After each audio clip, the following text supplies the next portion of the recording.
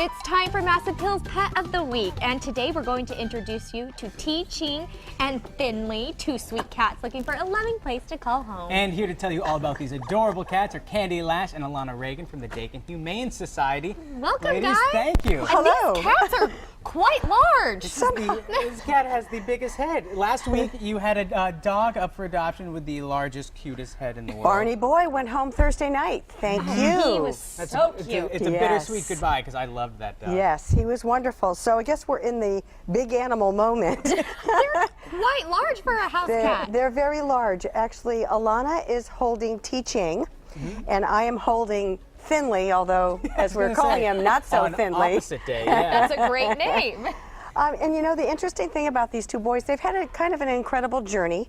They were outdoor kitties who contracted the FIV positive, the feline immunodeficiency virus. We'll talk about that in a little more detail in a minute.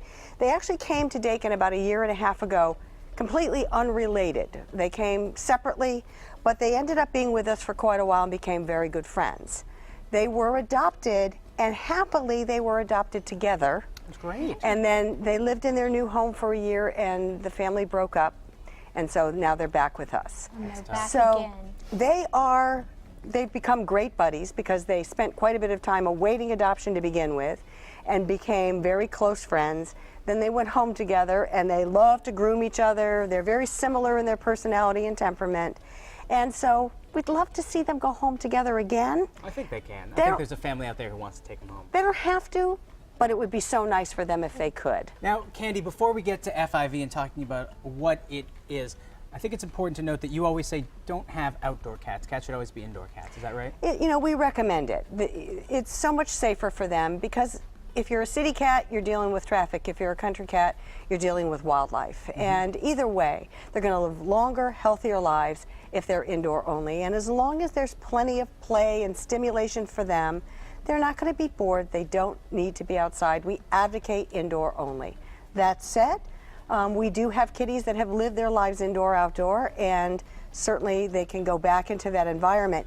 Not so with an FIV positive cat.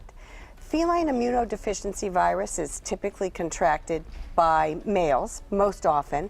It is not a casually passed disease. It's not a casually contracted disease. Usually happens with males who are unneutered and mixing it up during the mating season, you know? They're looking for the ladies, and, you know, they get into a little scuffle, and it's usually from a deep penetrating bite wound, and that is how it is contracted most of the time. Occasionally we'll see females with FIV, but not most often. They can live long, healthy, happy lives, but we recommend that they live indoor only once we know that they have the virus and we send them home. Of course, they're neutered, they're given all their vaccinations, and they can live to be old age just like any other cat. A couple of considerations in addition to being indoor only. They should be fed a good quality food, and families should have a relationship with a veterinarian. It doesn't mean you're running to the vet every week, but it means that you want to have a good relationship with a veterinarian. You want to pay attention to their dental health as well because of the bacteria going into their system if they have bad teeth. And that bacteria, that can't spread to humans. It's just a cat disease. The virus itself is a cat-only disease. It cannot be transmitted to humans or other species of animals. It is a disease that you're not going to pass through casual contact or casual grooming, cat to cat even. So they can groom each other and not get it. They can live harmoniously together. But we err on the side of caution and say feline FIV positive cat can live with other dogs, should live with only FIV positive kitties in a home. Oh, okay. Yeah, or be the only cat. And it just so happens we have a lot of FIV positive kitties right now. When I say a lot, I'm talking maybe a half dozen. These two and a few more. And because they're a little harder kitty to place, because a lot of people who have cats want to add cats to their family, they're not going to add an FIV positive kitty. We try to give an incentive for people to consider adoption by fee waiving them. So all they need is a great home. We take care of the adoption fee. Well, it's two adorable kitties, and they're pretty inexpensive to take home.